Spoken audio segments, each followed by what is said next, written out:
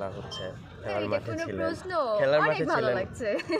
এবং শিল্পীরা একত্রিত হয়েছে এবং সবার মধ্যে একটা আলাদা একটা আনন্দ বিরাজ করছে। এই ব্যাপারটা কতটা ভালো লাগছে? খুবই ভালো লাগছে। আমার মনে হয় এই ব্যাপারটার জন্যই এরকম আয়োজন বারবার বেশিবার করা উচিত আমাদের। আপু একটু ব্যস্ততা নিয়ে জানতে চাই, কারণ কাজের ব্যস্ততা তো সবাই ব্যস্ত থাকে, আপনার ব্যস্ততা নিয়ে। আমার ব্যস্ততা, আমি আবার মানে একটু ডিফারেন্ট ধরনের মানুষ। আমি একবার কাজ করি তখন অনেক দিন ধরে অনেক এফোর্ট দিয়ে কাজ করি, তারপর আবার একটা গ্যাপ নেই, তারপর আবার কাজ করি। তো এখন আমার একটু গ্যাপ ফেজ যাচ্ছে যদি বলি। ঈদে আসলে কিছু রিলিজ করার ইচ্ছে আছে, ওটা নিয়ে কথা চলছে। তো এক্স্যাক্টলি বলতে পারবো না কী আসছে, কখন আসছে, কীভাবে আসছে, তবে ইচ্ছা আছে এবার যদি দেই ভালো কিছু দিব, আরও ভালো কিছু, যাতে মানুষ ডিসঅ্যাপয়েন্টেড না হয় আমার উপর। গ্যাপের কথা বলছিলেন, গ্যাপটা কেন? মানে সবাই তো চায় যে মানে চুটিয়ে কাজ করতে, মানে একটার পরে একটা, কিন্তু আপনার গ্যাপটা কেন? কারণ আমার মনে হয় জীবনে আরও অনেক কিছু করার আছে। এই গান বাজনা অভিনয় এগুলো বাদেও অনেক কিছু করার আছে। জীবনটাকে উপভোগ করতে হলে আরও অনেক কিছু করতে হবে। তো সেই জন্য একটা গ্যাপের প্রয়োজন। মাঝে মাঝে না মানে ঘরের মধ্যে বসে থাকাটাও একটা ভালো লাগার মতো বিষয় হয়ে দাঁড়ায়, যখন মনে হয় যে এত কেওটিক ওয়ার্ল্ড, এত কিছু মানে পছন্দ হচ্ছে না, ভালো লাগছে না। তো ওই কাজের ফাঁকে একটু গ্যাপ না হলে আসলে ভালো করে কাজ করাও যায় না। এবং আমি একটু জানতে চাই, সেটা হলো যে আপনি একা থাকতে পছন্দ করেন নাকি সবাই মিলে একসঙ্গে আড্ডাবাজি এগুলোর মধ্যে বেশি পছন্দ? সত্যি বলতে গেলে একা থাকতে বেশি পছন্দ করি। একটু ভাবতে পছন্দ করি, আমি একটু ভাবুক ধরনের মানুষ। তো একা থাকতে ভালো লাগে, আবার তার মানে এটা না যে আমার মানুষের সাথে থাকতে ভালো লাগে না, ওটাও আমি এনজয় করি। তবে দুটোরই একটা লাইক ফেজ আছে, বললাম যে মানে এক টাইমে আমি একটু আইসোলেটেড থাকি, একটা টাইমে আমি সবার সাথে মিশি।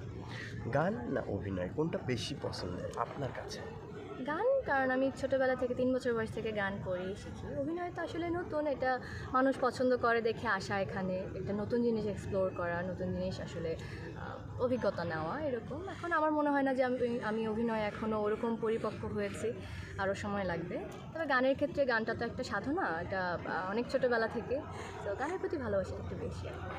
গানটা আপনি করে এসেছেন, কিন্তু অভিনয়ে আপনি এই সময়ে এসে অভিনয়ে পা দিয়েছেন, কিন্তু অভিনয়ে পাটা কেন দিলেন, মানে অভিনয়ের জায়গাটা কেন ধরলেন একটু জানতে চাই, যেহেতু আপনি শিল্পী, সিঙ্গার, অভিনয়ের জায়গাটা কেন? আমার মনে হয় আমাকে দর্শক চায় এভাবে।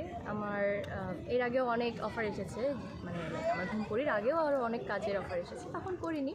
তবে আমার আসলে স্ক্রিপ্ট দেখে কাজ করতে ভালো লাগে, বিশেষ করে ঘুমপুরিটা যখন করেছি, আমার যেটা দেখেই মনে হচ্ছিল যে এটা করা উচিত, একটা ডিফারেন্ট কিছু করি। আমার আসলে লাইফে সব কিছুরই স্বাদ নিতে ভালো লাগে, সেই জায়গা থেকে একটু এক্সপেরিমেন্ট করলাম আর কি। আপু আপনার একটা স্বপ্ন তো অবশ্যই আছে, যে আপনি অবশ্যই একটা ড্রিম আছে, সেটা একটু যদি ছোট করে বলতেন, যেহেতু আপনি একটা পাবলিক ফিগার, সেই জায়গা থেকে আসলে জিজ্ঞেস করা।